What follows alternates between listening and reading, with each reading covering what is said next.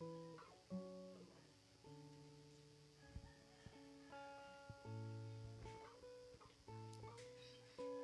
po. So, welcome po sa ating Lord's Day Worship Service. And medyo marami-rami na naman po tayo ngayon kasi kasama na naman po natin ng mga kapatid natin galing sa Surigao. So, good to see you po sa inyong lahat dito sa on-site. And maaari niyo po bang tingnan yung mga katabi niyo? Kung wala man po kayong katabi, sa harap niyo, sa likod. So, batiin niyo po sila at sabihin niyo, isang mapagpalang umaga sa iyo, kapatid. Alright. So, welcome din po sa mga nanonood online at sa mga ka-Gmit po natin kung meron man po. So, isang mapagpalang umaga sa ating lahat. At simulan po natin ating Lord's Day sa isang panalangin. So, ini-invite ko po kayong lahat na tumayo.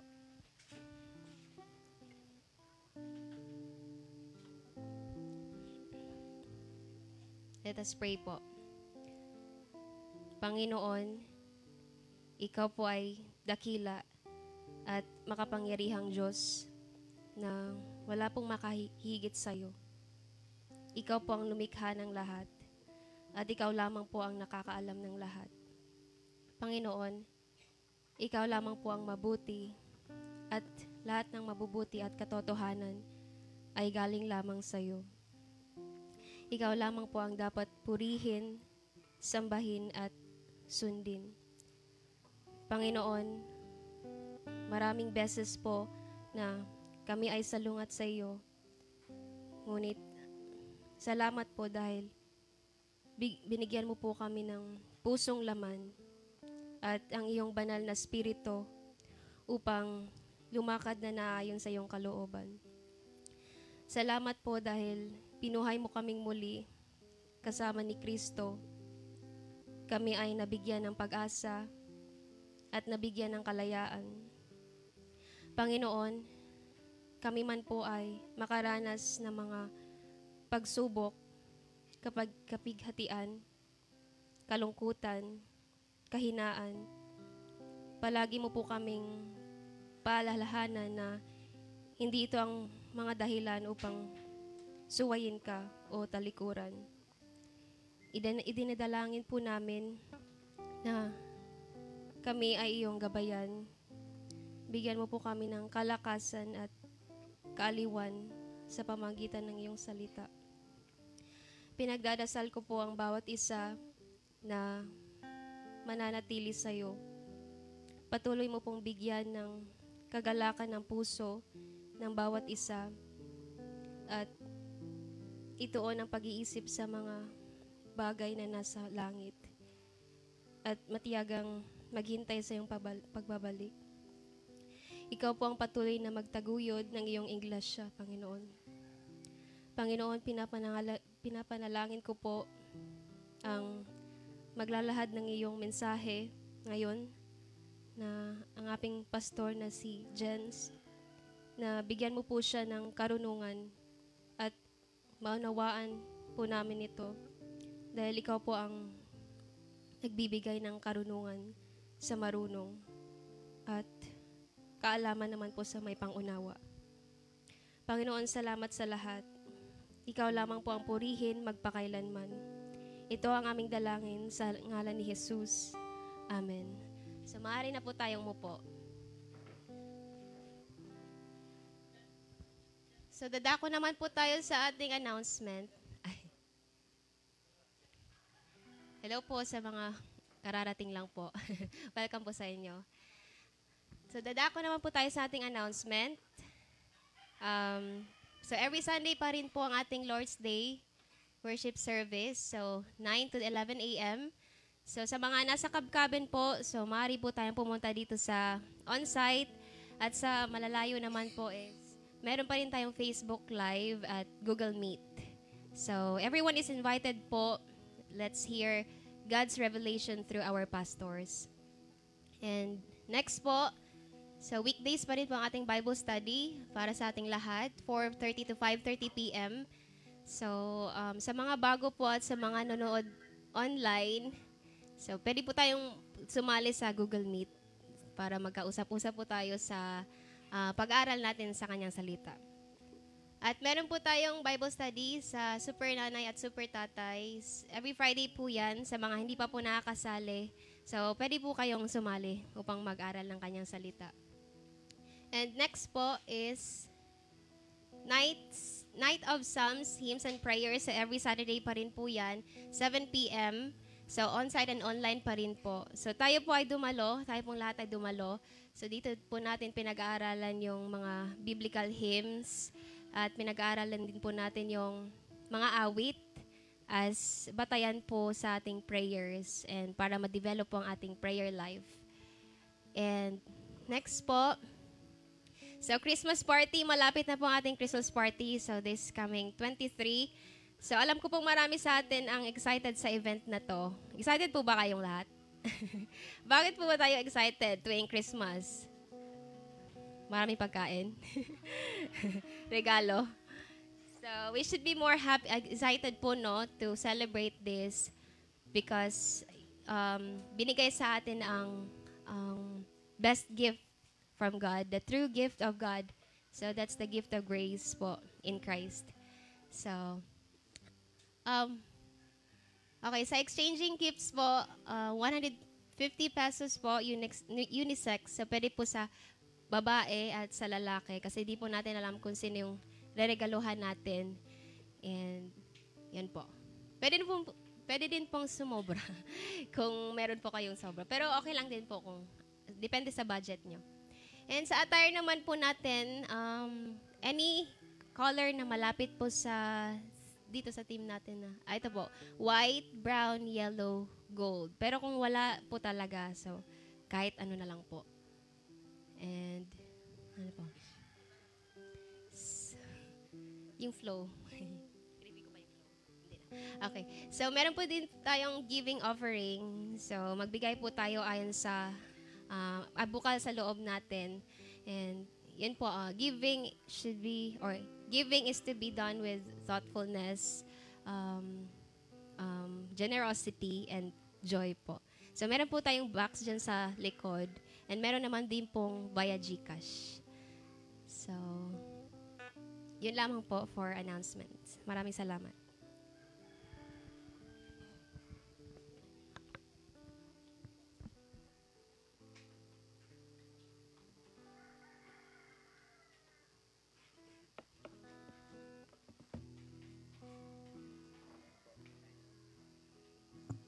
Yan po, bago po tayo dumako sa ating word ngayong linggo,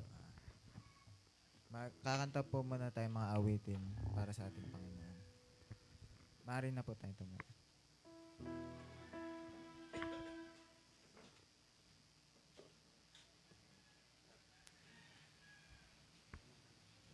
Una po natin kakantahin ay Defy the Name of Jesus.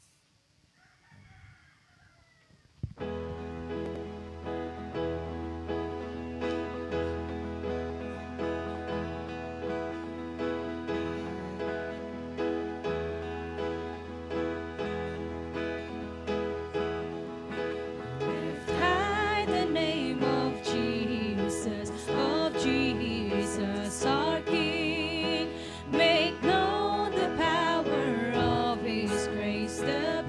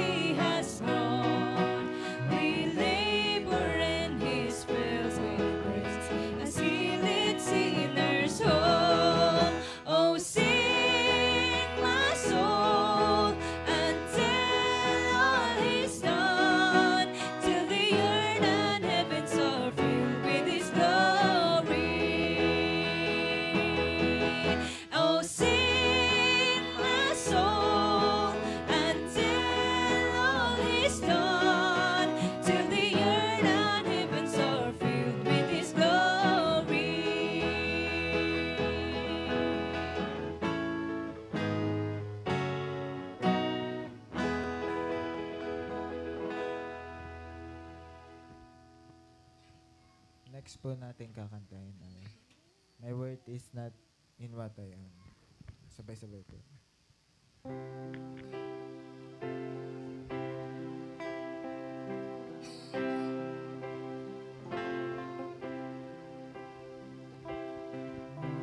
It's not in what I own, not in the strength of flesh and bone, but in the costly ones of love at the cross. My worth is not in skill or name, in win or loss, in pride or shame, but in the blood of Christ that flowed at the cross.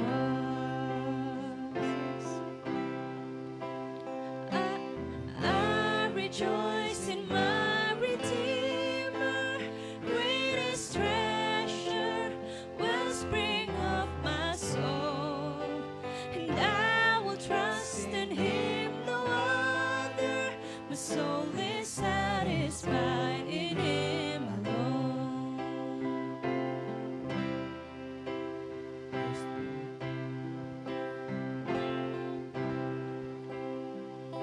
As summer flowers we fade and die, fame, youth, and beauty every bite, but life eternal calls to us at the cross.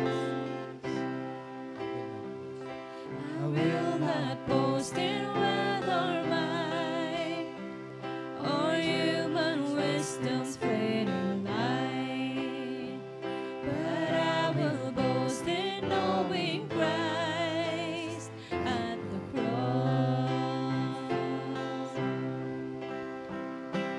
I rejoice in my Redeemer, greatest treasure, wellspring of my soul, and I will trust in Him, no other.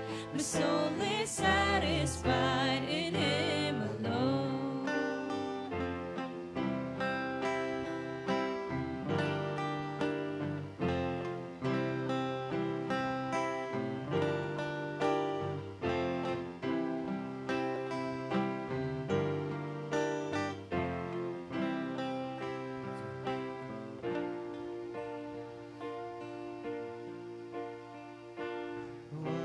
It's here that I confess my worth and my unworthiness, my value fixed, my ransom paid at the cross.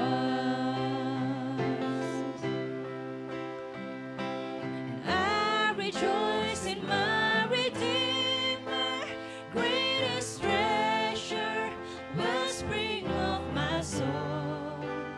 I will trust in Him, no other. My soul is satisfied in Him alone. I rejoice in my Redeemer, greatest treasure, wellspring of my soul. And I will trust in Him, no other. My soul is satisfied in Him alone.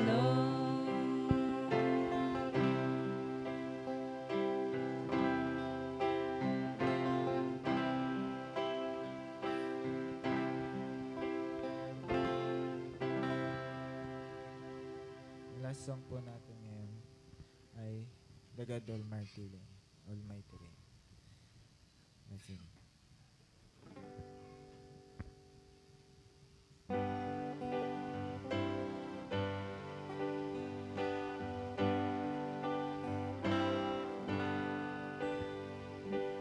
There's an endless song waiting to be sung, with the voice of every tongue, the sound of every tongue.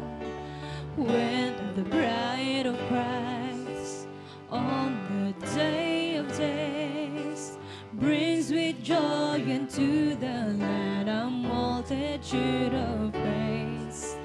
like the roar of mighty seas and rolls of thunder. Hear His people sing.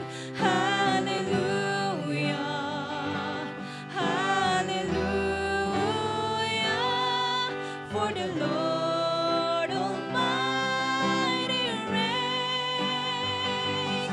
Hallelujah, hallelujah, for the Lord of God, the Almighty reigns.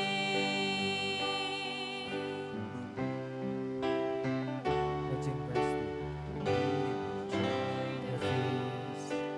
Rest from battles won, till with great rejoicing all the wonders God has done. Like the roar of mighty seas and rolls of thunders, all the church will sing. Hallelujah, hallelujah, for the Lord Almighty reigns. Hallelujah, hallelujah, for the Lord of God, the Almighty reigns.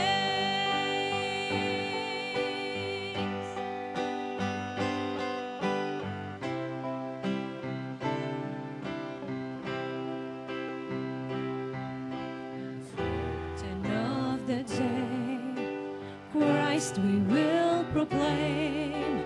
All that more would share the bright salvation in His name.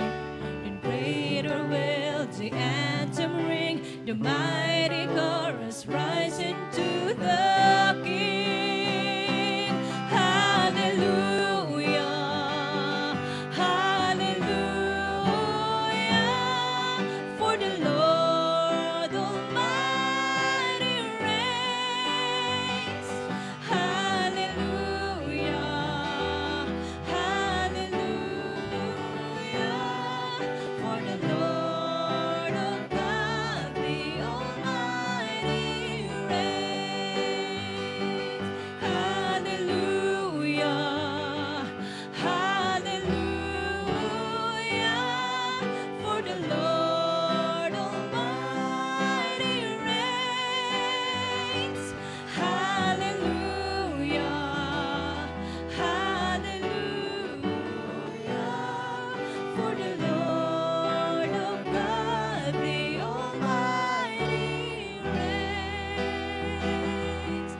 For the Lord of God, the Almighty reigns. For the Lord of God, the Almighty reigns.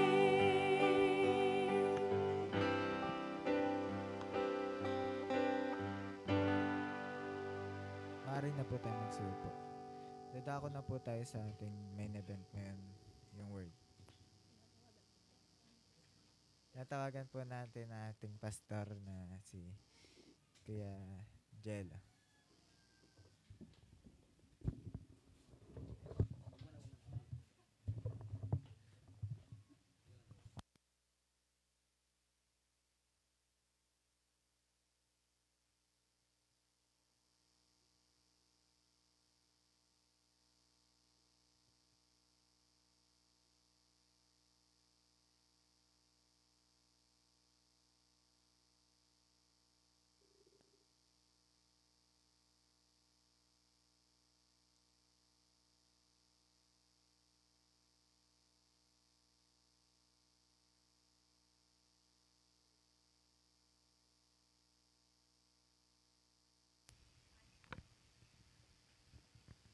Praise be to God, to our Lord Jesus Christ, and to God the Father. Salamat no sa araw na ibinigay na naman sa atin ng Panginoon. So ating batiin ang ating mga kapatid ng tawag dito, banal na paghalik. Okay? So Ang ating pagbabasa ay manggagaling sa sulat ni Pablo sa mga taga-Kolosas. So kung meron kayong mga Bibles, let us bukas po natin ating Biblia at ating basahin at pakinggan ang salita ng Panginoon na kanyang ibinigay para sa mga kanyang mga pinili. So, I invite our congregation to tayo pa magsitayo. And hello rin po sa mga nasa live. So, also I invite you to our Lord's Day. No? Sige, Colossus chapter 1. Si Pablo, na apostol ni Kristo Jesus, sa pamamagitan ng kalooban ng Diyos, at si Timoteo na ating kapatid. Sa mga banal at tapat na mga kapatid kay Kristo na nasa Colosas. Sumainyo nawa ang biyaya at kapayapaang mula sa Diyos na ating Ama. Lagi kaming nagpapasalamat sa Diyos na Ama ng ating Panginoong Hesukristo sa aming pananalangin para sa inyo. Sapagkat nabalitaan namin ang inyong pananampalataya kay Kristo Jesus at ang pag-ibig nyo sa lahat ng mga banal. Dahil sa pag-asa na nakalaan para sa inyo sa langit, na inyong narinig noong una sa salita ng katotohanan, ang Ebanghelyo. Na dumating sa inyo, gayon din naman kung paanong ito ay namumunga at lumalagos sa buong sanlibutan, ay gayon din naman sa inyo. Mula ng araw na inyong marinig at maunawaan ang biyaya ng Diyos sa katotohanan. Ito ay inyong natutunan kay Epafras, na aming minamahal na kapwa alipin. Siya ay isang tapat na lingkod ni Kristo, alang-alang sa inyo. At siya rin namang sa amin ay nagpahayag ng inyong pag-ibig sa Espiritu. Kaya't mula ng araw na aming marinig ito, hindi kami tumigil ng pananalangin para sa inyo at sa paghiling na kayo'y punuin ng kaalaman ng kanyang kalooban sa buong karunungan at pagkaunawang espiritual, upang kayo'y lumakad ng nararapat sa Panginoon at lubos na nakalulugod sa Kanya, namumunga sa bawat gawang mabuti at lumalago sa pagkakakilala sa Diyos. Naway palakasin kayo sa buong kapangyarihan ayon sa kalakasan ng Kanyang kaluwalhatian para sa lahat ng katatagan at pagtsatsaga na may galak. Na nagpapasalamat sa Ama na ginawa niya tayong karapat-dapat na makabahagi sa mana ng mga banal sa kaliwanagan. Iniligtas niya tayo sa kapangyarihan ng kadiliman at inilipat tayo sa kaharian ng kanyang minamahal na anak. Nasa Kanya ay mayroon tayong katubusan na siyang kapatawaran ng mga kasalanan. Verse 15. Siya ang larawan ng Diyos na hindi nakikita, ang panganay sa lahat ng mga nilalang, sapagkat sa pamamagitan niya, nilalang ang lahat ng mga bagay sa langit at sa lupa, ang mga bagay na nakikita at ang mga bagay na hindi nakikita. Maging mga trono o mga pagkapanginoon, maging mga pinuno o mga may kapangyarihan. Lahat ng mga bagay ay nilalang sa pamamagitan niya at para sa Kanya. Siya mismo ay una sa lahat ng mga bagay, at ang lahat ng mga bagay ay nahahawakang sama-sama sa Kanya. Siya ang ulo ng katawan, ang iglesia. Siya ang pasimula, ang panganay mula sa mga patay, upang siya ay maging pangunahin sa lahat ng mga bagay. sapagkat minagaling na ang buong kapuspusan ay manirahan sa Kanya. At sa pamamagitan niya ay pagkasunduin ng Diyos sa Kanyang sarili ang lahat ng mga bagay, sa lupa man o sa langit, na ginagawa ang kapayapaan sa pamamagitan ng dugo ng Kanyang krus. At kayo na ang dati ay hiwalay at mga kaaway sa pag-iisip sa pamamagitan ng masasamang gawa, ay pinagkapagkasundo niya ngayon sa Kanyang katawang laman, sa pamamagitan ng kamatayan, upang kayo'y iharap na mga banal at walang dungis at walang kapintasan sa harapan niya.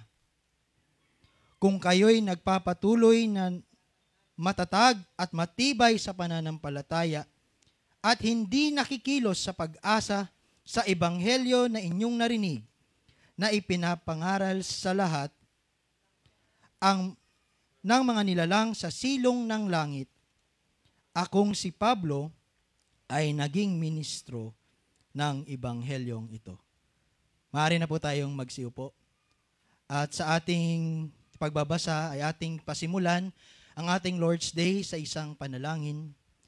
Ama namin, sumasalangit ka, sambahin nawa ang pangalan mo, dito sa lupa para nang sa langit. Panginoon, ikaw po ang naghayag, ikaw po ang nagbigay buhay, dahil ikaw po ay buhay na walang hanggan. At kung hindi dahil sa inyo, walang iglesia kaming matatawag. Walang mga born again. Walang mga Kristiyano. Salamat na ang simbahan ay nakatayo sa punong panulukan, sa bato na panulukan, at iyon ang aming Panginoong Hesukristo. Gaya ng aming mga declaration kanina, Panginoon, ang aming kaluluwa sa iyo lamang ay nagbibigkas ng lahat ng aming panalangin, sapagkat ikaw ay nasa langit, bagaman kami ay nasa lupa. Salamat, Panginoon, na inyong tuturuan ang inyong iglesia sa araw na ito, ayon sa katotohanan, ayon sa grasya ng inyong anak sa krus Kalbaryo, na ang dugo niya ay dumalak para sa lahat ng iyong mga pinili bago pa man nilikha ang sanlibutan. Ito ang aming panalangin sa araw na ito, sa pangalan ng Ama at ng Anak at ng Espiritu Santo. Amen. Amen. So, again, I invite you, and special mention lang po natin, and kasi magpapakilala po ako, no, sa hindi pa nakakilala sa akin. Ako po si Jello, ako po ay ang nakakatandang kapatid ng ating pastor na si Ryle Andit. Ano. So kay Kuya Doy, good morning po. Kay Dexter, nasa ano pala. Kay Ate Jill, good morning. Hindi ko po nakakuha yung pangalan ni... kay Ate Pearly po. So ako po si Jello. Tawagin niyo na lamang po ako sa pangalang Jello, ano? Jens Lawrence Andit. So ayun, I bet we are all ready and all set, ano? Matatapos lang tayo ng 11. Okay lang po ba sa inyo 'yon? Okay na okay. So our title for today, ang ating pong paksa na pag-uusapan, sa wikang English po, ito po ay Unity of the Church in Christ. So sa pagsasali natin sa ating native language, Filipino, ang pagiging isa ng simbahan kay Kristo.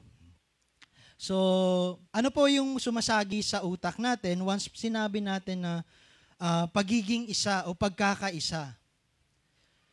So by the way po, no, do we have Roman Catholics here? Roman Catholics. Okay, you can raise your hand if you are from the Roman Catholic or you are still, kayo po ay nasa simbahan pa rin ng Romano Katoliko. So, pang-ilan na ba ngayon na simbang gabi? Pangatlo? Pangalawa, no? Pangalawa na po. So, nabanggit ko po ito sapagkat may ipapakita po dyan si Jamie sa ating screen. Na-ready mo ba, Jamie? So, hindi ko alam yung ipapakita niya. Ngayon ko lang to So, sige, pakita mo muna, Jamie. So, nabanggit naman po natin yung ating title. Yan. Nako. Okay. So, kilala po natin ang simbahan na yan. Yan ay isa sa pinakamalaking simbahan po. Okay? So, pwede po ba akong magbigay sa inyo ng isang sikreto na malupit? Sikretong malupit po. Okay lang ba? Tol, kumusta ako sa camera? Hindi ba ako mukhang punggok? Okay. Pero ikukumpara nyo, no? Mga last Sunday, we are hearing from our Pastor Ryle that is 5 foot, 5'10" ka na, no? 5'11" ka. So, ngayon medyo, medyo uyuko lang kayo ng konti. Pero actually, ngayon marami ng mga pwedeng gawin, even sa camera, para dayain yung mga bagay-bagay. And though, ngayon, hindi ko madadaya na talagang mas mababang aking estado sa height compared sa ating pastor. Pero, isang sikretong malupit, meron pong, ito po, ang pinakamadaling dayain na bagay. Ito po yung simbahan. Okay? Ang simbahan po kasi ay madaling dayain. Pwede mong, ewan ko nakikita to ng nasa live. Nakikita nyo, Napakagagandang gusali po, Pero, kanina, nag-i-scroll po ako sa, dun sa mga post ng mga reform. Nabasa ko si R.C. Sproul about yung church. Sinave ko siya sa cellphone ko, so babasahin ko na lang sa inyo. Ito ang sabi niya ni R.C. Sproul. By the way, patay na po si R.C. Sproul. So, 6 year death anniversary niya kahapon, December 16. Sabi niya, without the gospel, alam niyo po ba yung gospel? So, ang gospel is the word of God. It's simply the word of God. Hindi po ito yung mga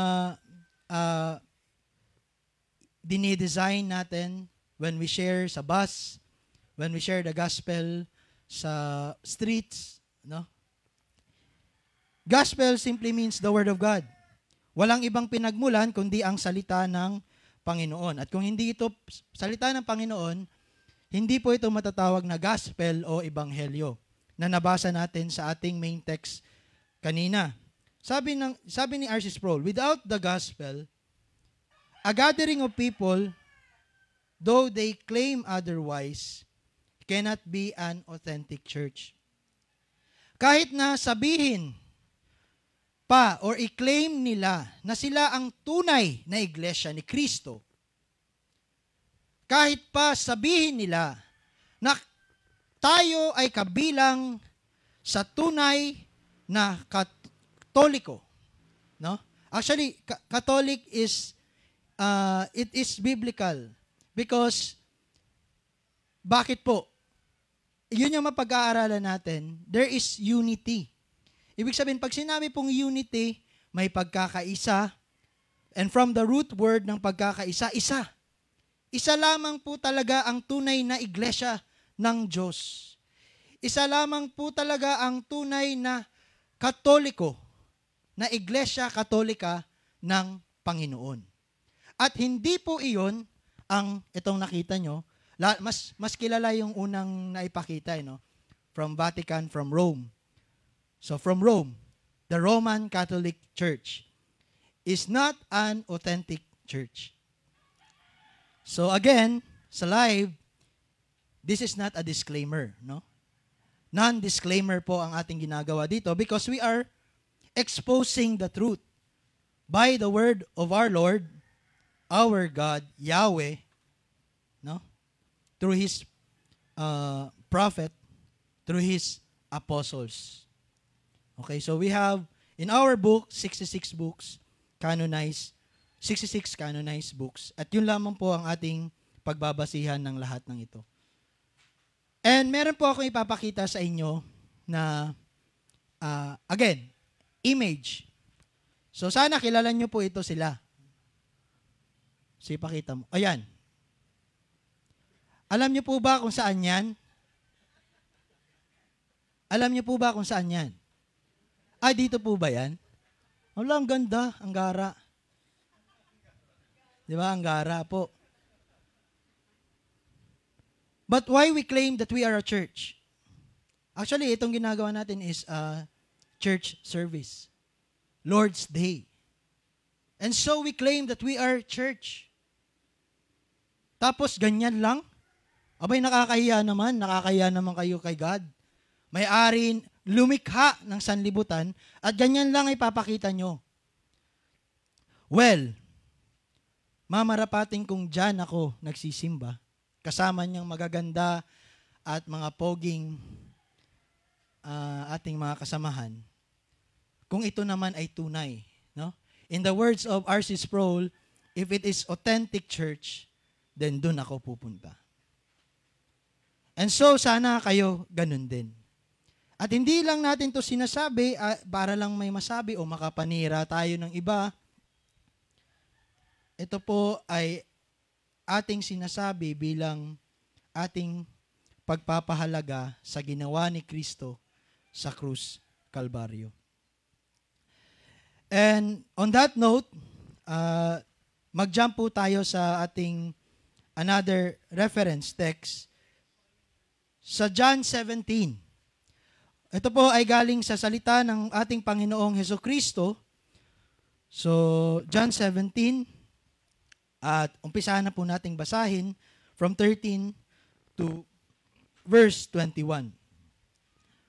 Ngunit ngayon ay pupunta ako sa iyo. This is Jesus Christ, nananalangin sa Diyos Ama. Ang mga bagay na ito ay sinasabi ko sa sanlibutan upang sila'y magkaroon ng aking kagalakang ganap sa kanilang sarili. Ibinigay ko sa kanila ang iyong salita at napuot sa kanila ang sanlibutan, sapagkat hindi sila taga-sanlibutan. Gaya ko naman na hindi taga-sanlibutan. Hindi ko hinihiling na alasin mo sila sa sanlibutan, kundi ingatan mo sila mula sa masama. Hindi sila taga-sanlibutan, na gaya ko na hindi taga-sanlibutan. Pabanalin mo sila sa katotohanan. Ang salita mo ay katotohanan. Kung paanong ako'y iyong isinugo sa sanlibutan, sila ay sinugo ko rin sa sanlibutan. At dahil sa kanila ay pinabanal ko ang aking sarili, upang sila naman ay pabanalin sa katotohanan.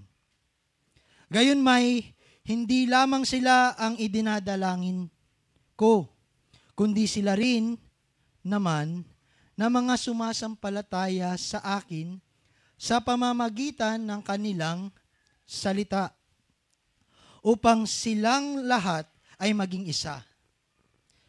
Gaya mo, Ama, na nasa akin at ako'y sa iyo. Sana sila'y manatili sa atin, upang ang sanlibutan ay sumampalataya na ako'y sinugo mo. So, ang tinuturo nito ay pagkakaisa,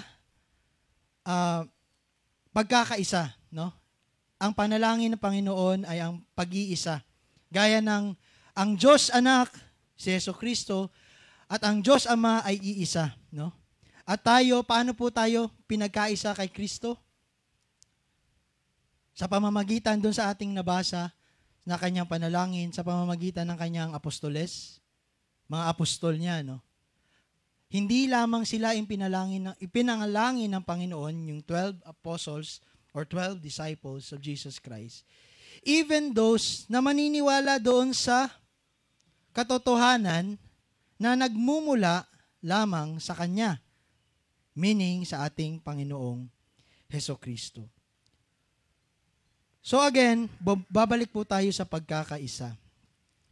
And what is the synonym of the word unity? May guess po kayo? So, kapayapaan or peace, no? Peace. So, actually,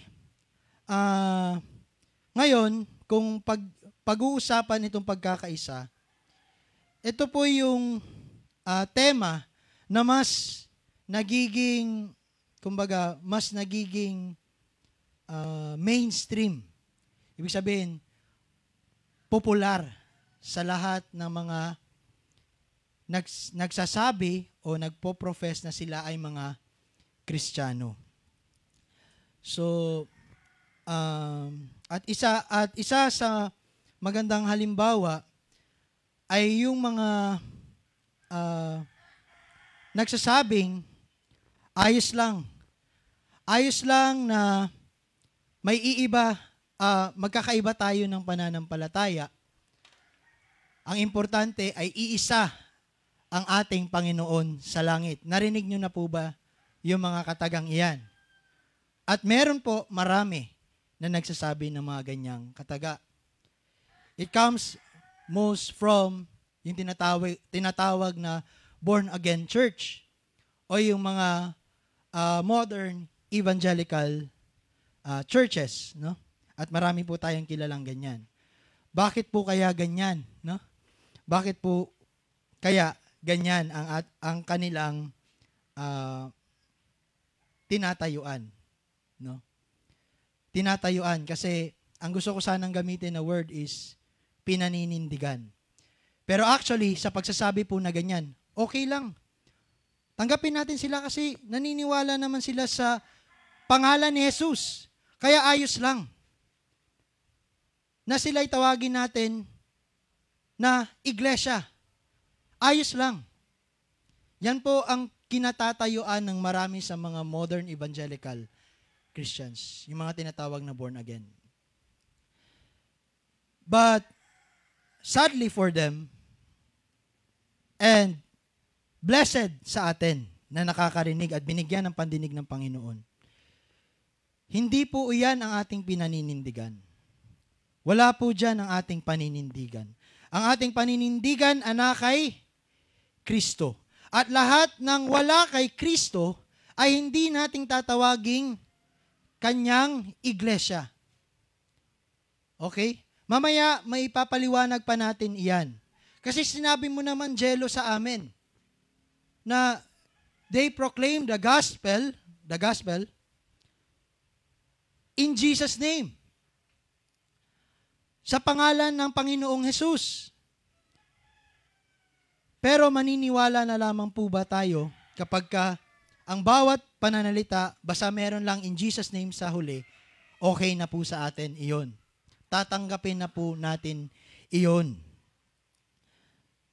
So, I have here sa note ko, no? Ito medyo, tawag dito, parang theological terms. Sa pag-aaral po natin ng theology, so ang theology po is from the word theo, means divine or God, and from yung suffix niya is logos, o yung ano bang alam natin sa logos? Ibig sabihin, ito yung revealed na word. So pag nag-aaral po tayo ng theology, if we are having theological discussions, kung meron po tayong mga ganong mga diskusyon, ay hindi po iyon dahil tayo ay maalam, kundi dahil ang logos o ang kanyang salita ay kanya nang ipinahayag. Ito ay sa paghahayag lamang ng kanyang salita. So, okay, back to pagkakaisa. Basahin natin from mga gawa, verse 26, verses 15 to 18.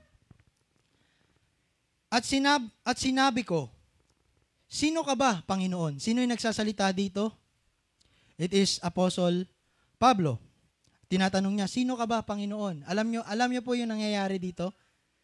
Ito yung, yung nahulog siya sa kanyang, on his way to Damascus, para i-persecute yung mga Christian doon sa Damascus, ay pinagpahayagan siya ng Panginoon.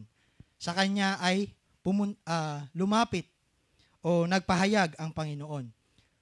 At sinabi ko, sino ka ba, Panginoon? At sinabi ng Panginoon, ako'y si Jesus na iyong pinag-uusig. Subalit bumangon ka, at ikaw ay tumindig sapagkat sa layuning ito, nagpakita ako sa iyo, upang italaga kang lingkod at maging saksi sa mga bagay na nakita mo sa akin, at sa mga bagay na ipapakita ko pa sa iyo.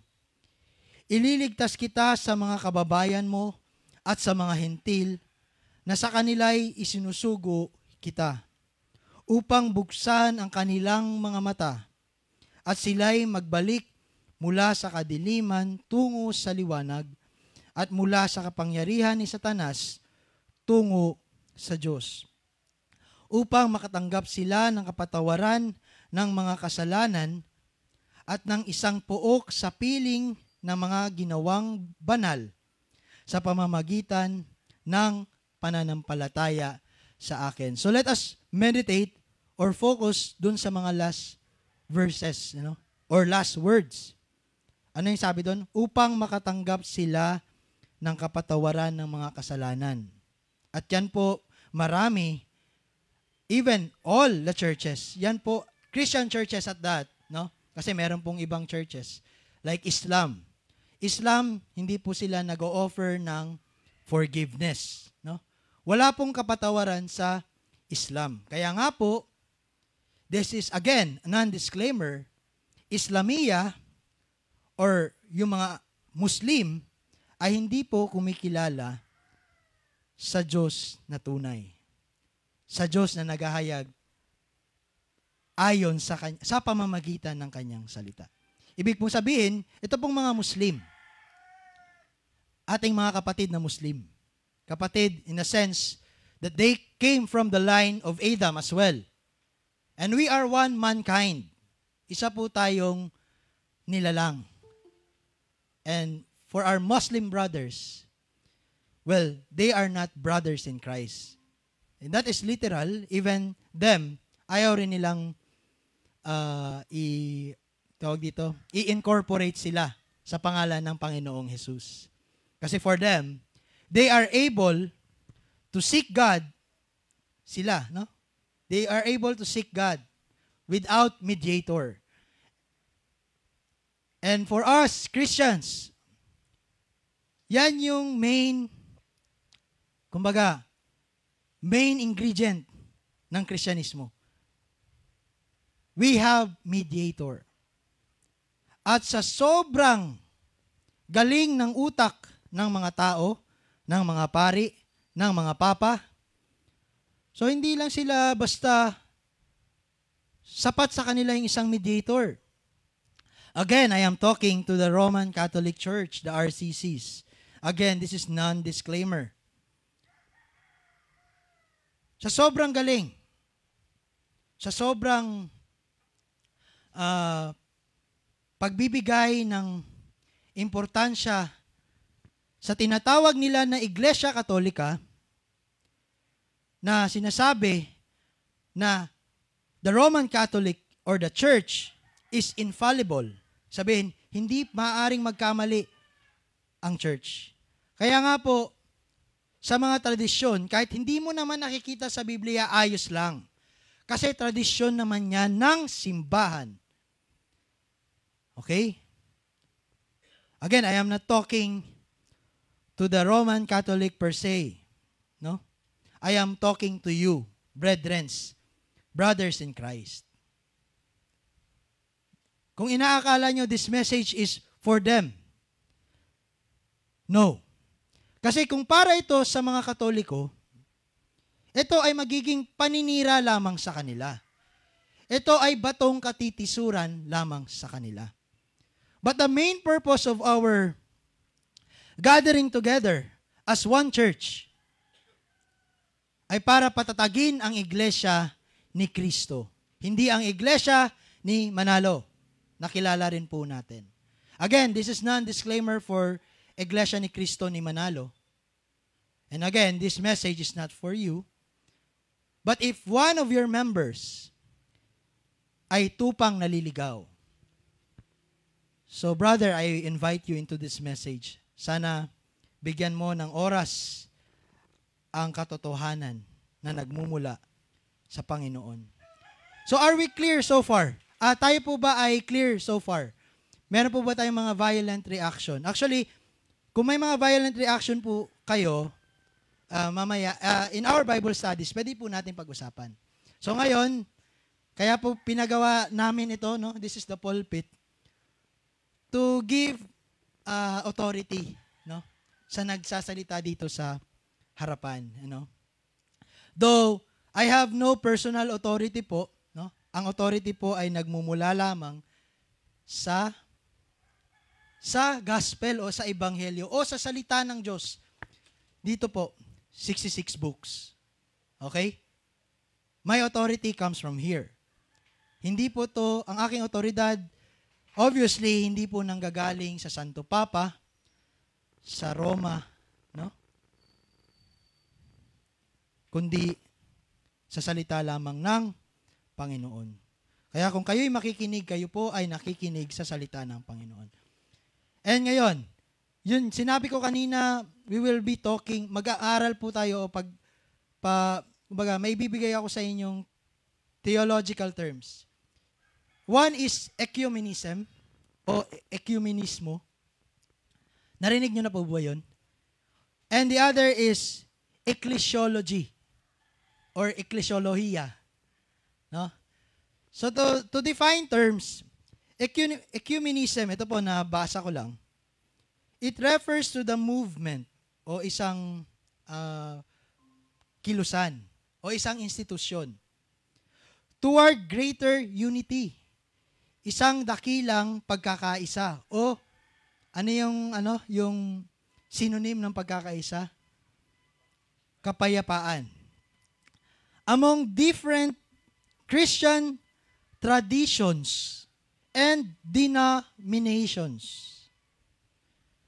So, first, kasi nga, what is our title for today? It talks about the unity of the church in Christ. So, when we talk about unity, kung pag-aaralan po nating mabuti, atin pong masasagasaan or madadaanan itong mga terms na ito. One is ecumenism, at yun nga yung sinabi ko sa inyo, na ang kanyang main objective o ang kanyang gustong gawin o goal ay para magkaroon ng pagkakaisa itong magkakaibang tradisyon. So what are the traditions that we know? We have the Orthodox Christian, we have the Roman Catholic Christians, and so many others. Other denominations na kilala natin. We have the Evangelicals, we have the Pentecostals, we have the Reformed, and that's where we belong. Reformed, we are Reformed in theology. So ang kanyang goal ay pagkaisain itong mga mga nagkakaiba at sa maraming pag-uusap o diskusyon ay nagkakasalungat sila. So ito yung gusto mangyari nitong unity na ito. Na tayo'y pag-isahin bilang isang Iglesia Katolika nga. Iglesia Katolika meaning one universal church. Na basta ang ating pinag-uusapan, ang ating dinadakila ay ang pangalan ng Panginoong Hesus, so kasali ka na. But again, us being Reformed, us being Protestants, no? We are in the Protestant line. Hindi po iyon ang ating pinaninindigan. We are more on yung pangalawang term na nabanggit ko. So the first term is ecumenism. Yan, pagkakaisa. No? Kaya nga po, may kanta, no? Hindi ko na lang kakantahin kasi baka masira itong ating sermon, no? Naka-record pa naman, may aso tayo. So, saan tayo naninindigan? Doon tayo sa second term. Mga kapatid, doon tayo sa second term. Yan ay ang ecclesiology. Kanina, traditions, denominations, pag-isahin. Ecclesiology, from the root word ecclesia or iglesia, ang ibig po sabihin niyan ay simbahan. So ngayon, darako na po tayo sa ating paksa, ang simbahan. And ano po ang simbahan? Ang simbahan, ang ibig lamang pong sabihin niyan, hindi po yan yung pinakita ni Jamie kanina. Yung isang magara at yung isa ay napakagara naman, na building. Hindi po yan ang ibig sabihin ng iglesia. Iglesia is tao na tinawag, hindi lang basta tinawag, hoy, iglesia. Hindi lang. Iglesia, tinawag pabalik sa Panginoon. And that's why, again, our title, ang ating pong paksa is The Unity of the Church o yung Iglesia in Christ. Ibig sabihin, ang pagtawag ng Diyos sa atin, pabalik sa Kanya, sa pamamagitan o kay Heso Kristo. So, halos nagkakaparehas yung ecumenism at saka ecclesiology. Pero, malayong malayo po. Babasahin ko yung term ng ecclesiology sa yung definition niya. Ang sabi, it is the branch of theology. So babalik tayo dun sa theology. Again, it is revealed. Kanina sa ecumenism, may narinig ba kayong pagbabanggit ng theology? No. Because sa ecumenism, wala kaming pakialam sa teolohiya ninyo. Ang aming pinakikialaman ay magkaisa tayo bilang tayo nananampalataya kay Heso Kristo. Yun po. Pero, in ecclesiology, on the other hand, binanggit po yung teolohiya. Because sa ecclesiology, tayo po ay we give great importance o pinahahalagahan natin yung ni-reveal sa atin ng Panginoon na galing sa Kanya. Divine in nature. Okay? Galing sa Kanya. Pag sinabi pong divine, galing sa langit. No? Hindi po yan yung divine na nasa laro. No? Actually, yung mga games, video games, no? It is a tool of Satan para talagang ilayo yung tamang termino na naayon sa Kanya. No? So, ayun. So, it is the branch of theology that deals with the study. Anong ginagawa natin every weekdays? O nagmimintis ba tayo ng pag-aaral ng salita? Ano yung pinag-aaralan? Of the nature, the structure, the function of Christian church. It explores the biblical foundations. So pag sinabi po nating reformed, ang ibig lamang pong sabihin nito ay pagbabalik sa salita ng Panginoon. Biblical. So that is the synonym of reform. And the contemporary understanding of the church as a theological concept and an organized institution. So, pinakita ko lamang po sa inyo yung dalawang mukha ng pagkakaisa. Merong isa na false unity at merong isang, hindi ko po sasabihin true unity. Hindi ko po sasabihin yon. Ang sasabihin ko, it is the unity of the church in Christ. And that is yun po ang ating paksa sa araw na ito. So, balik po tayo dun sa ating main text sa Colossians 1.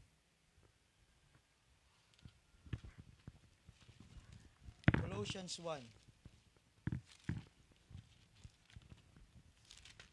Yung hangin kasi.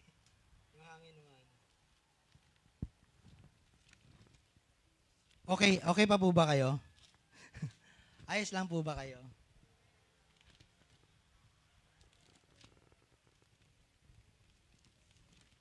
So again, this kind of teaching na ginagawa natin, ang tawag po dito ay expository teaching. Unlike nung nakikita nyo sa maraming evangelical churches, na ang ginagawa, nandito po yung pastor, nakatayo. Walang hawak na Biblia. No? Memorize niya ang Biblia. But I don't think memorize niya yung Biblia. Ang ginagawa niya, finiflex niya lang yung maganda niyang damit. No? So, expository teaching po, tayo po ay nasa ilalim o nasa likod lamang po tayo ng authority na nasa harap nyo. So, yung nagsasalita po dito ay hindi po ako, kundi ang salita ng Panginoon. No? Hindi po yun magic, no? Hindi po yun magic. Okay, Colossians. So, let us read from yung verse, yung unang dalawang verses. Ito po ay pagbati. Si Pablo na apostol ni Kristo Jesus sa pamamagitan ng kalooban ng Diyos at si Timoteo na ating kapatid. So may mga nabanggit, ano? Una si Pablo at pangalawa si Timoteo. So, ito po ay, again, it is a letter. Ito po ay isang sulat, no? Na nagmula sa sumulat. At yun ay pagpapakilala nila sa pagbati, greetings, si Pablo at si Timoteo. So, sa pangalawang talata, sa mga banal at tapat na mga kapatid kay Kristo na nasa Colosas. So, sa talata 2, ito yung sinusulatan ni Pablo. So, una nagsulat si Pablo. At sino si Pablo? Ayon sa salita ng Diyos, siya ay apostol ni Kristo. Bakit? Siyempre, kasi nga, kanina binasa natin, yung on his way to Damascus, di ba nagtanong siya? Yung sa Acts 26. So ayun, pag-aralan natin yung series, no, sa Acts, yun yung series ni Ryle. So yun, pinakita doon na si Pablo ay talagang apostol nga ni Kristo. Sapagkat sa kanya ay nagpahayag ang ating Panginoong Hesukristo, yung resurrected na Jesus Christ. Ano? At hindi lang dahil doon sa nangyaring iyon, but most importantly, ito ay sa pamamagitan ng kalooban ng Diyos. So yung greater, nung pagiging apostol ni Pablo, ay ito ay kalooban ng Diyos. At ang kalooban ng Diyos, praise be to God, ay inihayag niya sa kanyang iglesia. So yung tumatanggap talaga sa salita ng Diyos, yun lamang po talaga ang matatawag na iglesia ng Diyos o iglesia ni Kristo. And others are not. They are fake, no? Peke po sila. Kaya nga sabi ko sa inyo, isa sa pinakamadaling pekein ay yung simbahan. Napakaraming simbahan po ngayon. Iba't ibang pangalan. Napakagaganda ng mga pangalan. Pero sabi nga ni R.C. Sproul, without the gospel, kahit na i-claim pa nila that they are authentic, because they are without the gospel,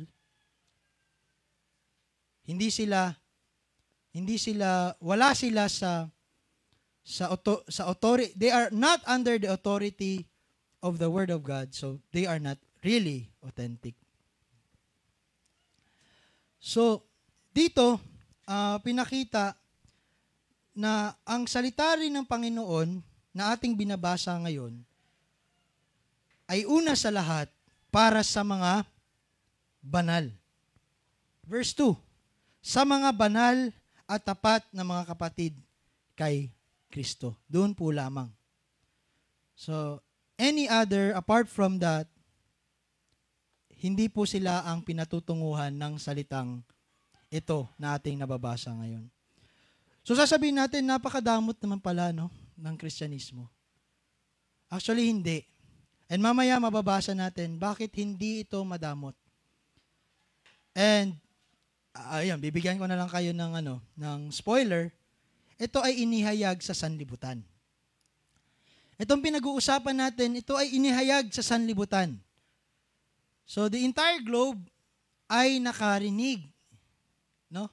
At nakatuklas ng plano ng Panginoon para sa kanyang mga pinili. No? Pero, hindi lahat ay tumanggap dahil nga sila ay hindi sila pinili, pero yun ay dahil sa kanilang sariling kagustuhan.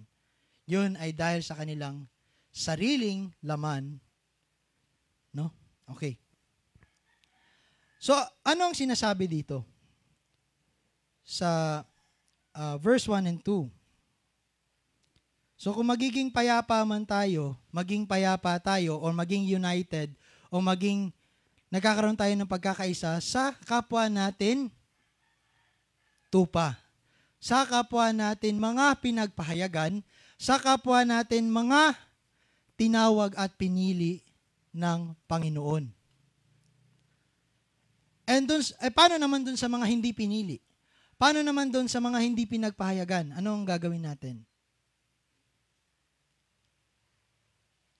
Still, we proclaim that this is the truth.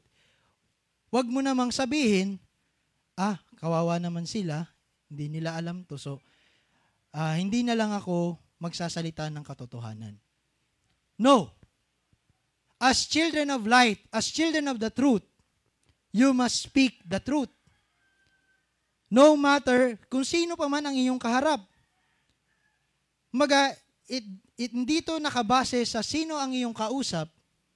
Ito ay nakabase kung sino ka sa mata niya, sa mata ni Kristo, sa mata ng Panginoong Diyos. So another verse na babasahin natin from Mark chapter 8. Basahin natin to make our point.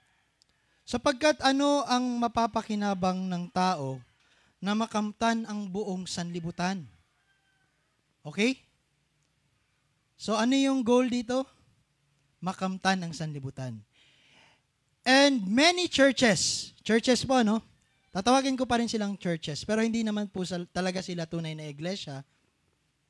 And many churches who proclaim that they are authentic church, ito po yung kanilang main goal, na makamtan ang buong sanlibutan. Kaya nga po, ecumenism, wala silang pakialam sa theology.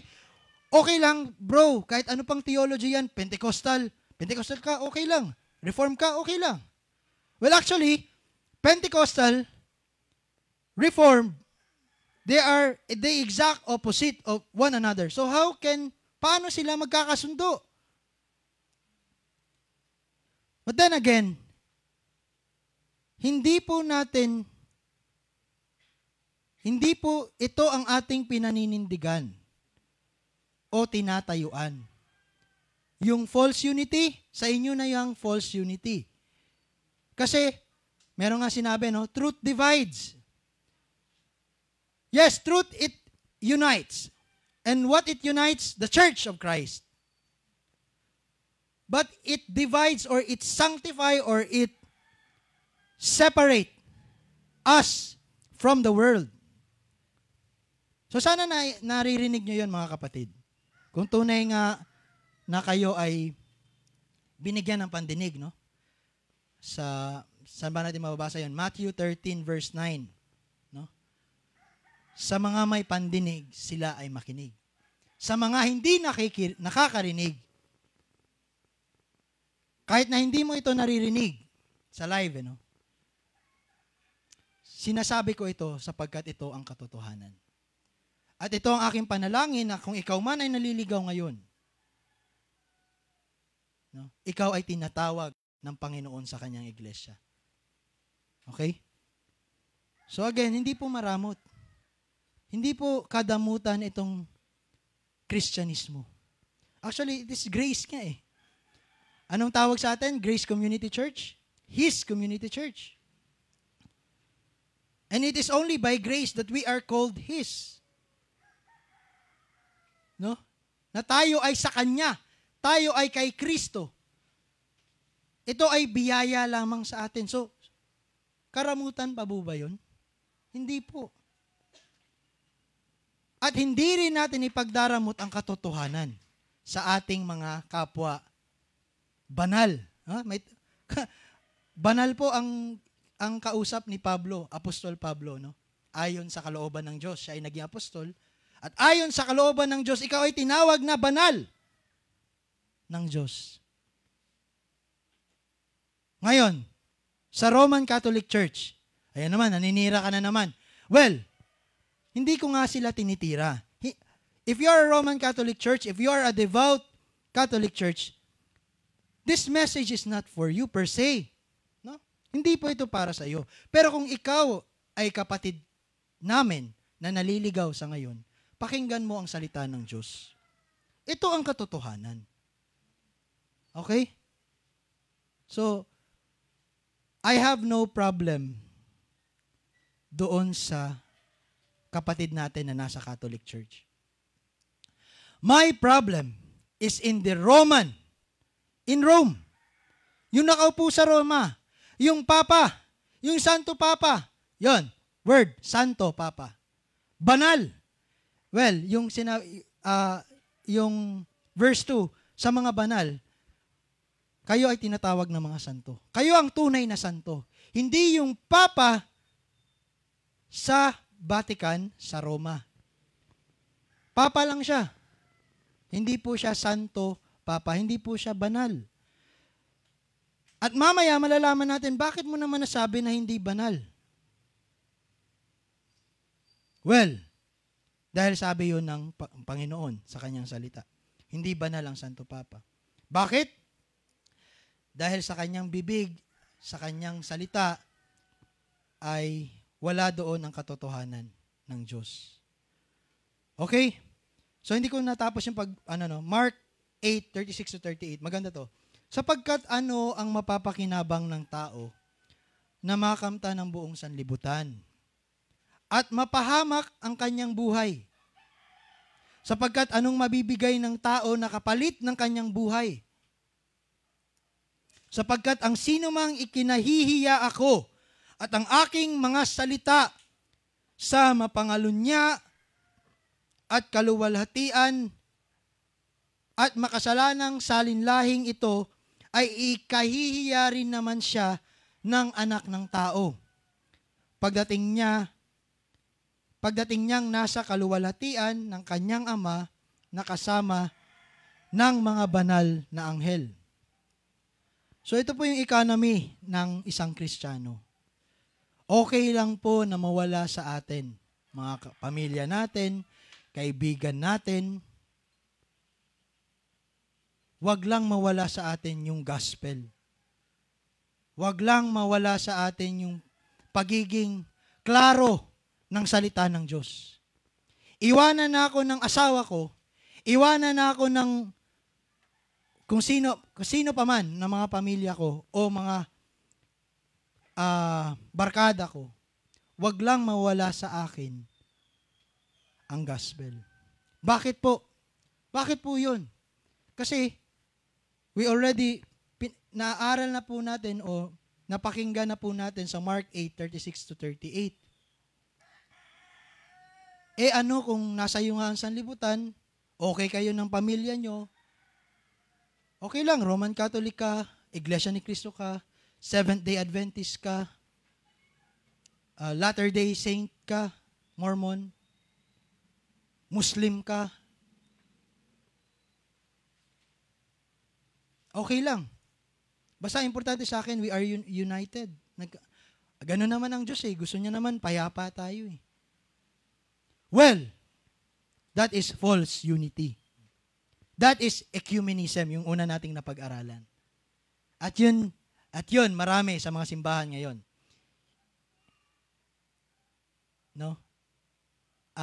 Yun ang kanilang layunin na ngayon. Ewan ko kung saan galing yung layunin nila. para siguro mag-thrive yung kanilang simbahan. Para dumami, lumago.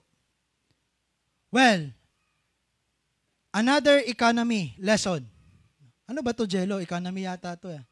Another economy lesson, una, yun nga, yung value ng sanlibutan at ng gospel. Another economy is, nakalimutan ko tuloy. Another economy is, mamaya na lang, nakalimutan ko. Basta may economy akong naisip, nakalimutan ko, na-distract ako. So, praise be to God pa rin, ano. Maganda sana nasa dulo na ng dila ko kanina, sasabihin ko na sa inyo And mamaya siguro mababalikan natin. So, back to the text. In Colossians 1, verses 3 and 4, basahin natin muli. Lagi kaming nagpapasalamat sa Diyos na Ama ng ating Panginoong Hesukristo sa aming panalangin para sa inyo sapagkat nabalitaan namin ang inyong pananampalataya kay Kristo Jesus at ang pag-ibig nyo sa lahat ng mga banal. Pag-ibig sa lahat ng mga banal. So, yung verses 3 and 4 is all about pasasalamat. First, ano yung pinapasalamatan ni Apostol Pablo at ni Timoteo na kapatid sa pananampalataya?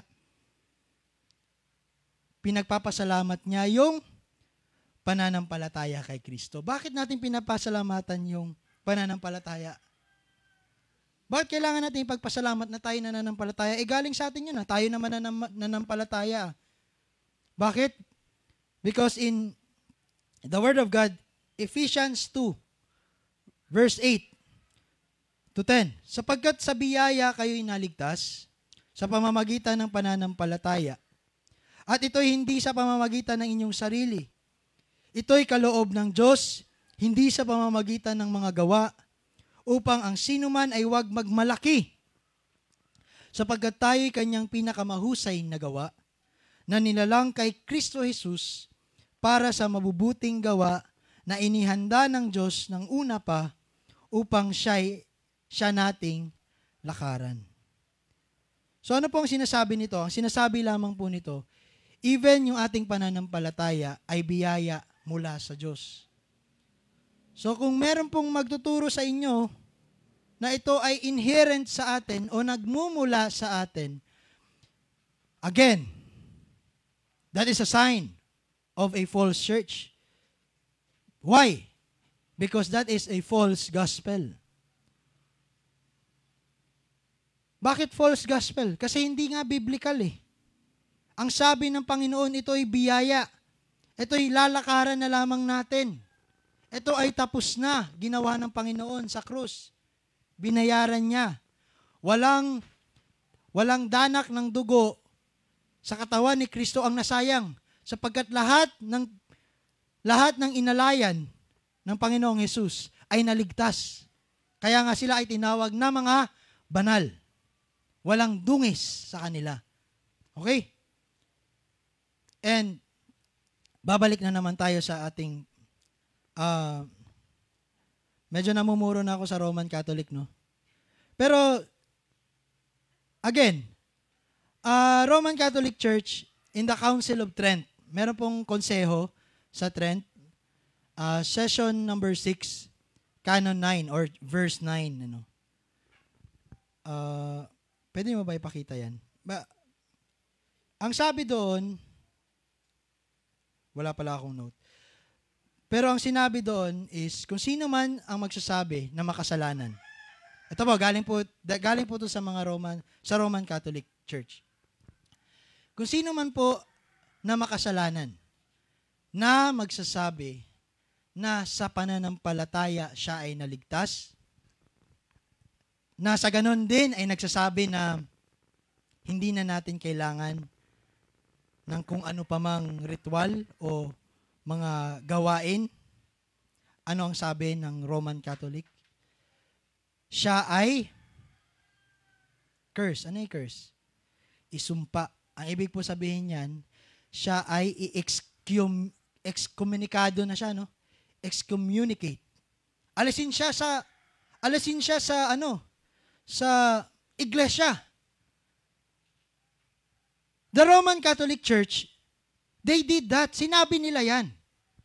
Tapos tayo, pag hindi natin tatanggapin ang Roman Catholic doctrine na kabilang sa iglesia ni Kristo o iglesia ng Diyos, nagiging harsh tayo. Well, in the Council of Trent, sa Konseho ng Trento po ba? Basta Trent. Session 6, Article 9 or Canon number 9. Excommunicate, alisin. Sila pwedeng magsabi ayon sa kanilang otoridad. Pero ito, sinasabi natin ayon sa otoridad ng salita ng Diyos. No? Ayon sa authority ng salita ng Diyos, Roman Catholics is out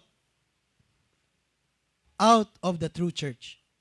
Out of the Catholic Church. No, napaka anti-intuitive, no? They call themselves Roman Catholic Church, but they are apart from the Catholic Church. Sino ang tunay na Catholic Church? Sino ang tunay na Catholic Church? Yung mga nananampalataya. In the doctrines of Roman Catholicism, okay, the false gospel, ayan yung sabi, no? Basahin nyo na lang. Kasi, inano ko na eh. So, yan yung sinabi ko kanina, though not verbatim or word for word, pero yan yung verbatim. Yan yung word for word na nasa Council of Trent. So, i-research nyo yan. Tunay po yan. Documented po yan sa Roman Catholic Church. So, ngayon, mga kapatid, mangingimi pa ba tayo na sabihin, these certain people are not of the Church of God? No. Wag. Kasi nungalingan yan ng kalaban. Pero, ito ang wag kang magkakamali. Huwag kang mag-judge ayon sa iyong nakikita. Judge righteously. Di ba? We judge righteously. Pag sinabing righteous, ibig sabihin, hindi ito nanggagaling sa atin. Our judgment will be under the authority of the only authoritative Word of God. And that is the Bible. Not the tradition of the so-called Catholic Church, Roman Catholic Church. Hindi po sila. Huwag po tayong magbasa dun sa katekismo. Magbasa tayo dito sa salita ng Diyos. Yun ang ating pakinggan. Sapagkat yun ang salita ng Diyos. And actually, again, this is non-disclaimer for the Roman Catholic Church. Yung tinatawag niyong Santo Papa, tinatawag na niyong Santo Papa, ako tinatawag ko lang siya bilang Papa niyo eh. Your Father, no? Because our Father is in heaven. He is not here. Alam niyo po kung ano po ang doktrina ng Santo Papa? They are the vicar of Christ. Pamalit kay Kristo. Bakit kailangan mong palitan ang Ama sa langit at tawagin ka ng iyong mga anak o mga minions? Minions na ang tawag ko, no? Sorry kung nagiging medyo harsh tayo. But again, I am being harsh for the sake of my church. For the sake of mga tupa. Kayo po ang aking kausap. Hindi po yung mga Roman Catholic. No? So, hindi po paninira to. Ito po ay para patatagin tayo sa katotohanan. Okay? And mamaya, hindi ko pa nababanggit yung mga lakas angkan, New Life, ano pa mga Bread of Life. Mamaya kayo naman. Pero actually, hindi sila hindi sila ang ating kinakausap. Kayo. At kayo dyan na nasa live, if you are under the 5 solas, sabihin, ikaw ay naniniwala na dahil lang sa pananampalataya, ang tao ay naliligtas. So you are one with the Church of Christ. Tunay ka po. No? And ano pa yung isa sa pinagpasalamatan ni Apostol Pablo? Sa verse 4, basahin po natin. Ito ay yung pag-ibig sa mga banal. Ibig bang sabihin nito na tayo ay mawawala na ng pag-ibig doon sa mga hindi banal? No. By no means, hindi rin po yun ang ating sinasabi. And how can we show that we love them? Same as how we love the church. We tell them of the truth. We proclaim the glory of God, the radiance of God, and that is the Lord Jesus Christ. That is how we love them. It is not love, hindi po ito pag-ibig sa kanila, kung ikaw rin ay tatahimik din sa katotohanan. Pag hindi mo binabanggit ang katotohanan, ikinahihiya mo ang Panginoon. No? Sa Matthew 7. Mark 8 ba yun? Oh, Mark 8.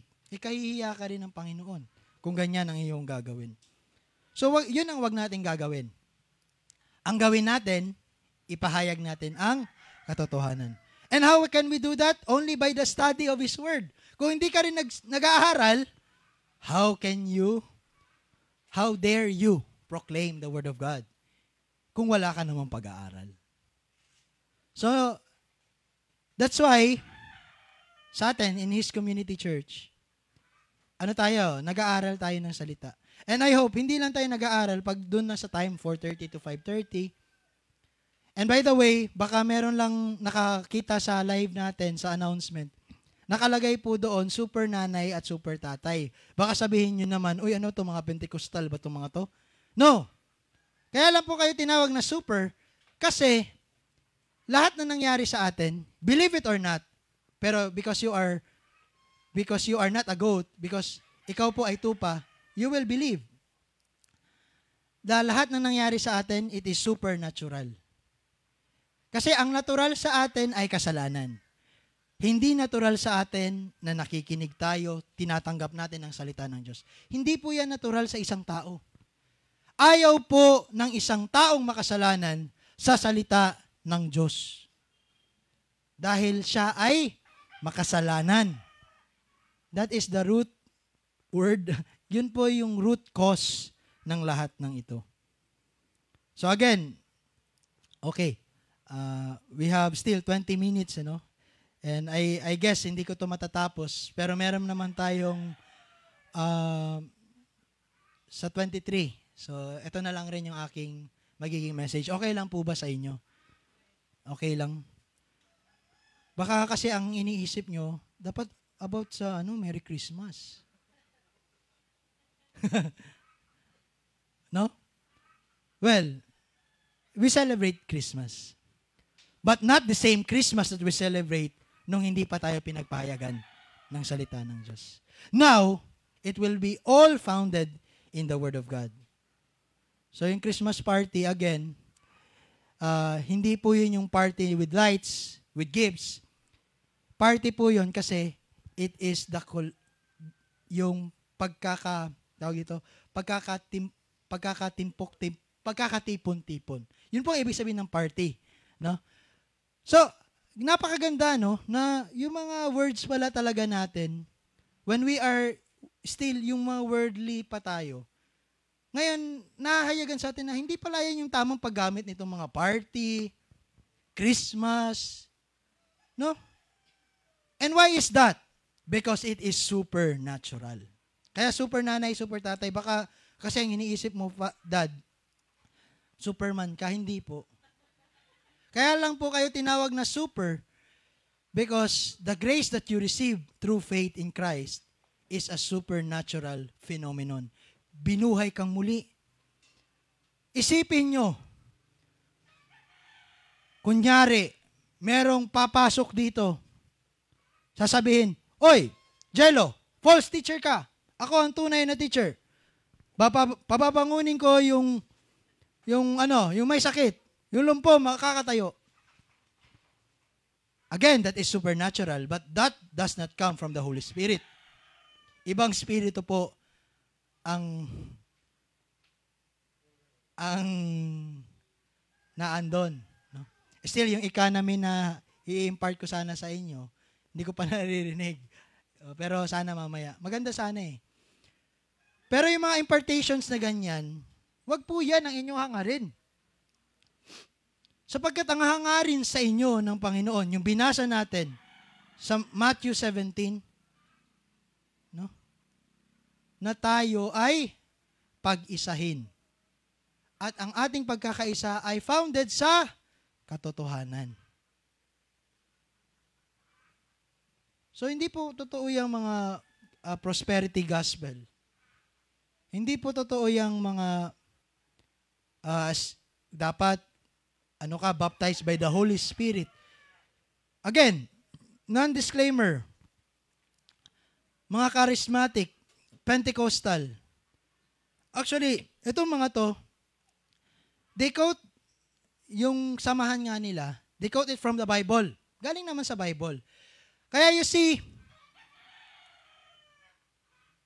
itong mga false teacher na to, ang hawak nila, Bible. Kaya if you are not founded sa Bible, madali ka talagang malinlang. Kaya ang ginagawa natin sa bawat pag-aaral natin, hindi natin hinahayaan na tayo'y malinlang ng kalaban. At paano natin ginagawa yon? Sa masugid natin na pag-aaral ng kanyang salita. At ito ang ating ginagawa ngayon. So yun, nabanggit ko na, hindi na lang si Roman Catholic, even the charismatics, they claim that they are the Pentecost o sila yung bunga, no? Sila yung mga bunga, fruits. But fruits of the Holy Spirit, gifts of the Holy Spirit, yun po ang kanilang pinapahalagahan. But they undervalue the Spirit. Ano ba ang main gift or main na purpose ng Spirit? Bakit kailangan umakyat sa taas sa trono ng Ama ang ating Panginoong Hesus? Bakit? Para tayo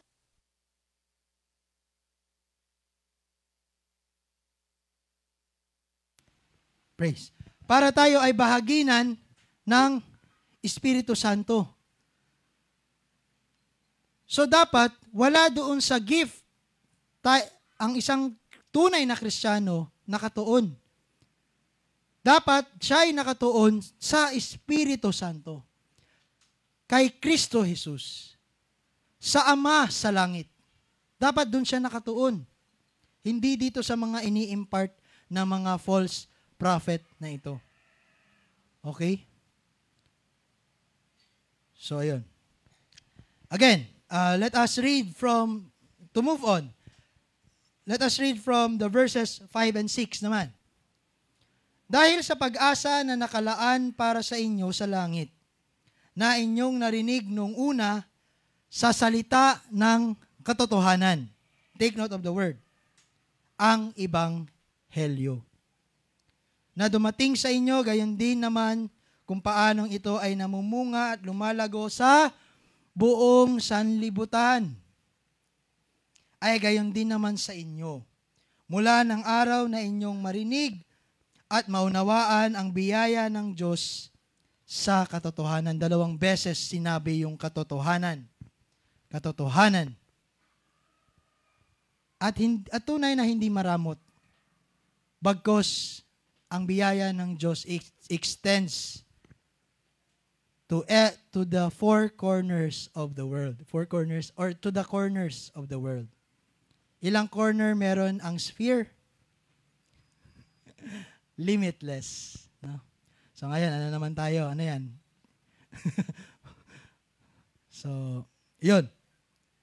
So you see how great God is?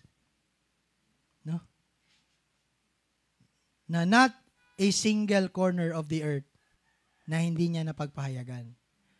And why is that? Because God is not sun.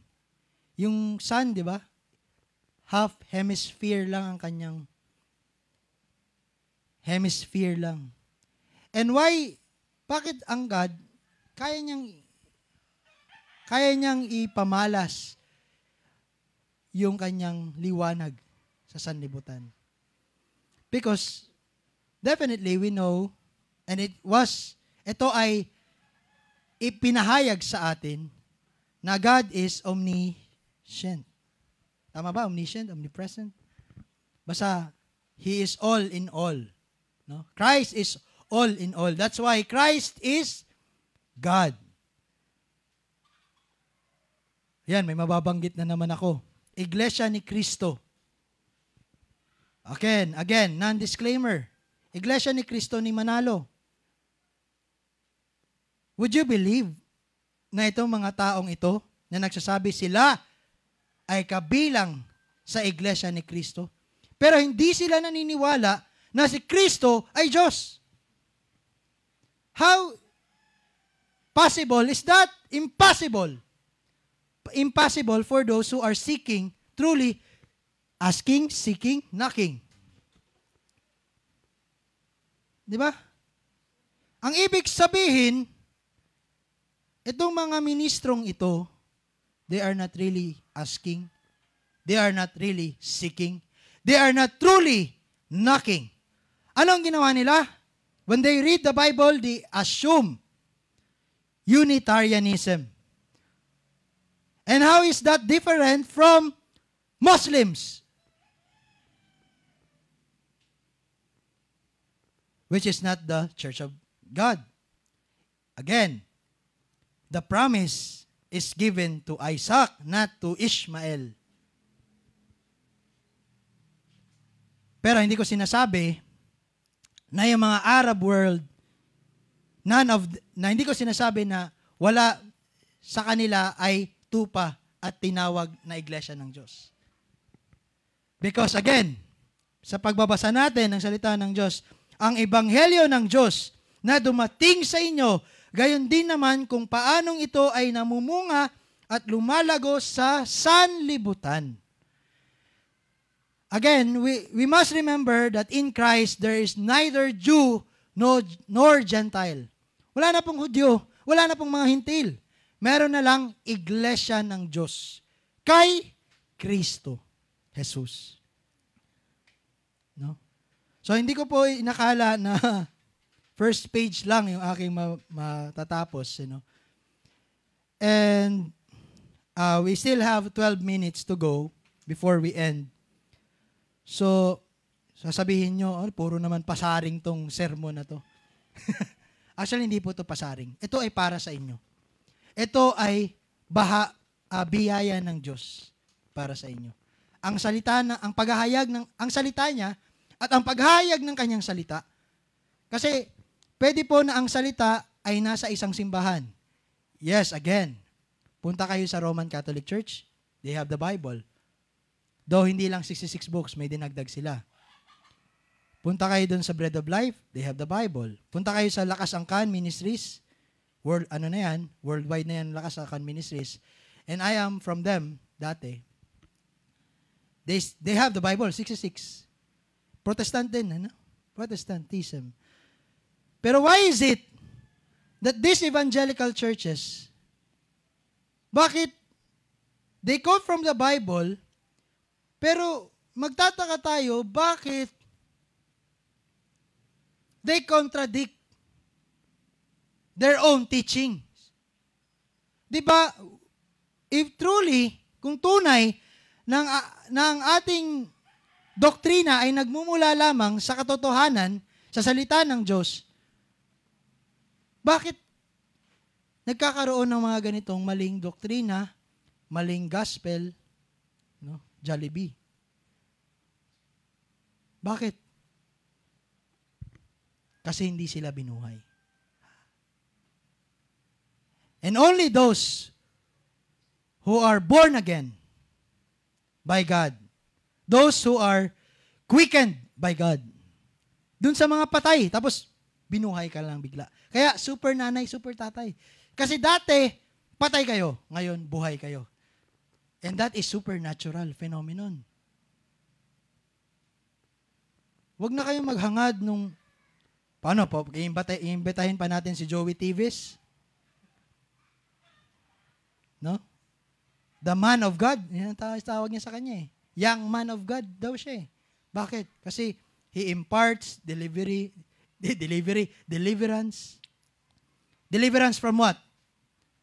Kung titingnan mo yung mga videos niya, parang mga tanga yung mga tao na naandun. Kawawa. Hihiga-higa, iiyak-iyak. Bakit? Dahil hindi nila naiintindihan ang salita ng Panginoon. Sapagkat kung ikaw ay tunay na nakakaintindi, kung may pag-iyak man sa iyo, kung meron ka mang, tawag dito, tawag dyan, yung lungkot, sorrow, it is divine. It is supernatural. It is not natural. And nangyayari sa kanila, it is only natural. It's from the flesh. Iiyak-iyak. Kasi kanina, ang sakit ng rayuma ko ngayon, ay hindi na masakit, nakakaiyak. Nakakaiyak. Kasi ikaw lang, Joey Tibis talaga. You are truly a man of God. Kasi yung pastor namin dun, wala namang binibigay na lunas sa amin eh. Hindi nga kami mabigyan ng ano bang mga abrocation natin dyan or yung pamahid. Hindi nga man lang kami mabigyan ng lana. Well, that is not my economy. No? Ano ang pinamimigay natin dito? Our currency is the truth. If it's not truth, then it is, ano yun? Play money. No? Our currency is the truth. If it's not truth, hindi yan katanggap-tanggap sa, anong tawag sa bansa ng mga, ano? No? The upside down kingdom. Upside down kingdom. Kaya hindi kayo maiintindihan. At sana, wag kayong malito. Bakit hindi kayo maintindihan ng iba o ng sanlibutan? Kasi yung una nating binasa, Matthew 17, gaya ko, sila rin ay hindi taga sanlibutan. Naniniwala ba kayo na hindi kayo taga rito? Naniniwala ba kayo na kayo mga alien? Yes. Actually, mababasa natin dito in verse 21, pero sa next na natin na pagkikita. So, ang ganda, no? Nag-prepare ako hanggang 23 na pala, no? So, okay lang sa inyo, doon lang muna tayo So, wala munang benediction, kasi yung benediction nasa huli. So, okay. Thank you doon sa mga nakibahagi sa atin. Sorry, hindi ko na tinamaan yung mga mga kasama natin from Lakas Angkan. Tinamaan, no? Talaga palang puro paninira lang dyan sa inyo, gents. Kaya hindi kami maniniwala dyan. Well, kung yan ang nasa isip mo, kapatid kita kasi we are from one line, Adam. Well, that is, sabi ko nga, kung meron man sa atin ang hindi naliligtas, hindi dahil yun ang kalooban ng Diyos. Yun ang kalooban mo, kapatid, na huwag pakinggan ang katotohanan ng Diyos. Huwag mong sisisihin ang sino man kundi ikaw. Ang iyong laman. Ang laman na iyong minana sa iyong ninuno. Kaya doon ang gagaling yung original sin. Sin originates from man. And man is not God. Di ba? Genesis 5 verse 2.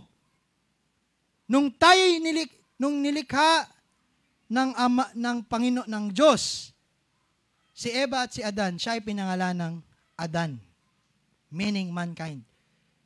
They are not the angels, they are not divine. Though they are divine. Sila ay galing sa Diyos. Kaya nga sila ay anak ng Diyos eh. Pero iba yon sa pagtawag ng Panginoon sa kanyang natatanging anak na si Jesucristo. Kasi si Jesucristo ay tunay na Diyos. So ngayon, bago magtapos, Iglesia ni Cristo ni Manalo. So pakinggan nyo to. If Jesus Christ is not truly God and truly man, so you are not really born again Christians. Wala kayong kakayanan to ask, to seek, to knock. Wala kayong kakayanan para magkaroon ng tunay na pananampalataya kay Kristo sapagkat hindi ito nakikita sa inyong mga buhay. Okay? Ang pagiging Kristiyano ay naipapakita sa buhay ng isang Kristiyano. Na sa kanyang buhay, ang sanlibutan ay magbibigay pagdakila sa naglalang. So, doon ko na lang man po tatapusin. So, ikakat natin to. So, part 2, this December 23 sa Christmas party at His Community Church. So, God bless. Thank you po sa lahat. And meron pang further announcement? Sige, further announcement. Okay na. Okay na.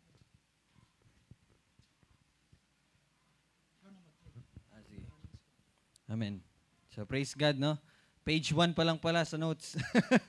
Alright, so para po sa, bago po tayo magsiuwi, for our announcement, ang atin pong celebration no, ng Christmas is December 23.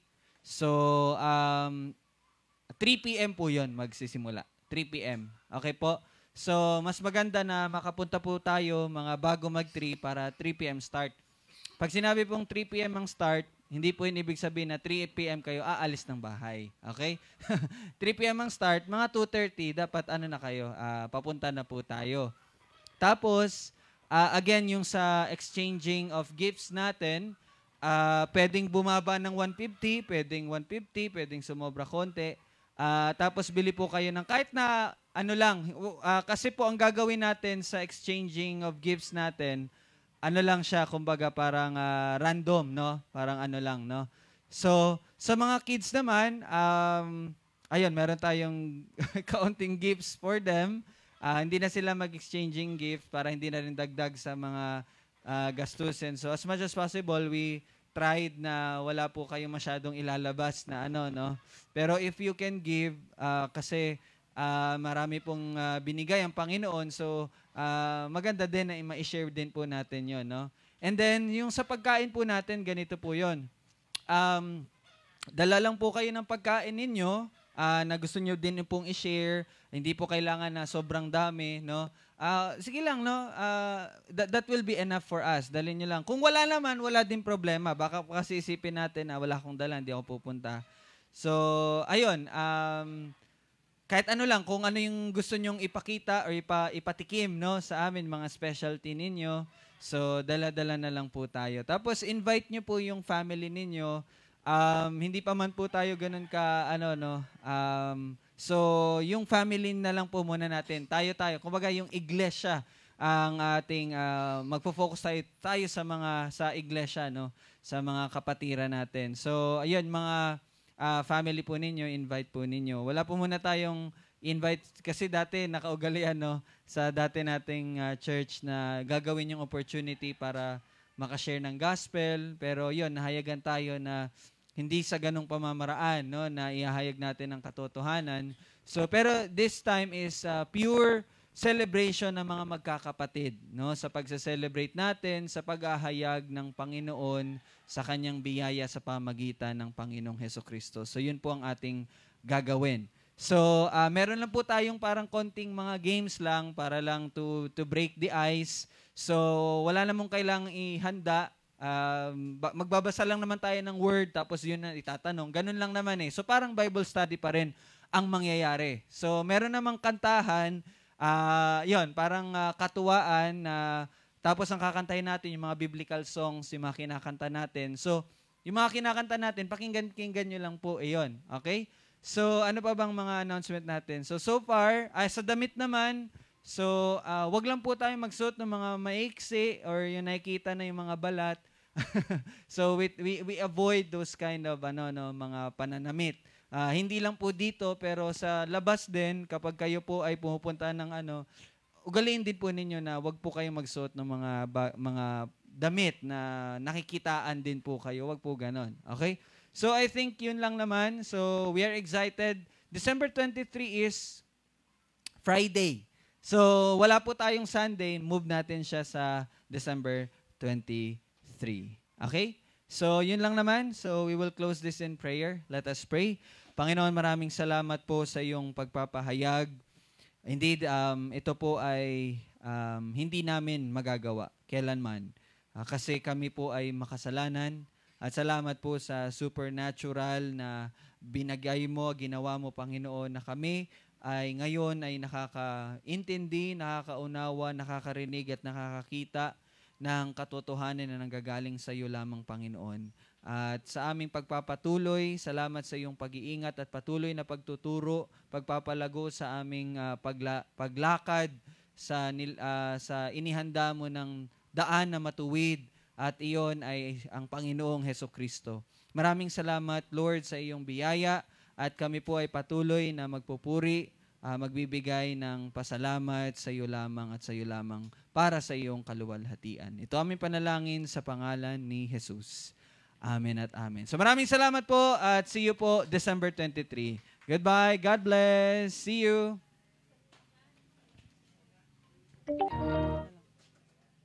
Bluetooth mo lang nandito.